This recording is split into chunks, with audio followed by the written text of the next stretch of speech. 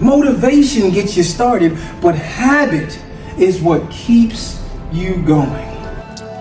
When was the last time you looked at your habits?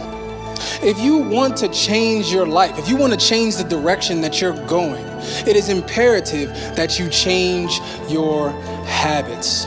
I believe that you have to have a goal. You have to have a place that you're going, that you're driving to, whether that's winning a championship, whether that's writing a book, or whether that's even losing weight.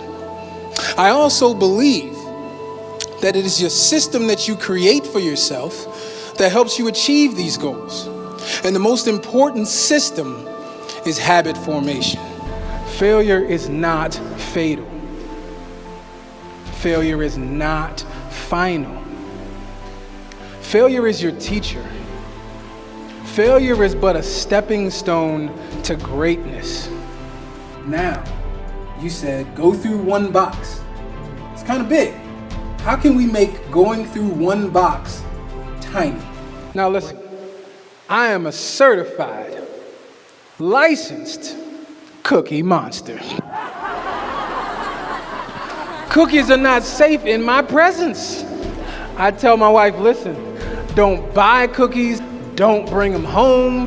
In the grocery store, I don't go to the cookie aisle. In fact, listen, I'm all for women empowerment, but I stay away from Girl Scouts because they sell cookies, and that's not a good relationship for me. You must understand what your temptations are and remove them. When you take control of your habits, you take control of the life you want to live. Will Smith once said, how are you going to win the war against the world if you can't win the war against your own mind? If you want to win, let me hear you say, yeah!